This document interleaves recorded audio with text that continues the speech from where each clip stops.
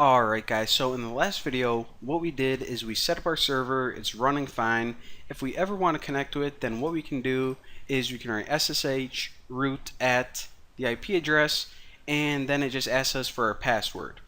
Now, like I said before, password authentication is probably the worst type of authentication. It's not safe, it's hacked all the time.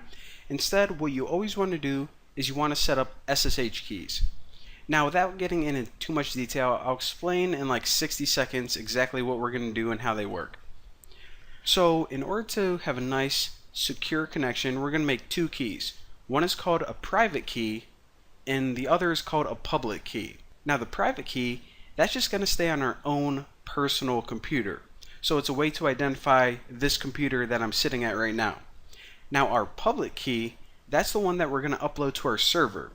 So whenever we try to connect using this, special formula, they're going to look at those two keys, and as long as they match, well, they don't match, but they run a formula, and as long as they fit together, then we're going to be able to connect. So it's a lot safer, and it's encrypted, so no one can spy on your connection, and it's just awesome that way.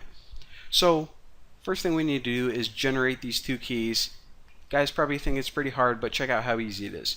Just open your terminal and type SSH, and remember, right now, I'm not connected to my server. I'm just on my own computer running these commands. So SSH minus keygen, and after this, write minus T RSA. Now, it's going to generate these keys, and wherever it sticks it by default, this is where you always want to put it. So by default, whenever you try to log in, it's going to look in this directory. Don't change anything. Just hit enter. And if you want to protect it with a password, you can, but for this tutorial, we're just going to keep things real simple. So what it did with one command is it generated both the keys that we need. So this one right here is our private key. That's going to stay on our own computer, and this public one is the one we got to stick on our server so it can, work together and, authenticate us. So now, let me clear this out so you guys can see. So whenever you want to copy that public key that we just generated to the server, just write SSH minus copy minus ID. Not ED, ID. So then you just write root at your server's address right there and hit enter. So after you type in your password, boom, check it out. One key added. So now what we can do is this. So going, doing my thing, went out to lunch, coming back, you know what, feel like connecting to my server, maybe working on my website. Maybe I feel like doing work for once. So what I can do now is this, and actually let me copy the IP address. I don't know if I had that copied still.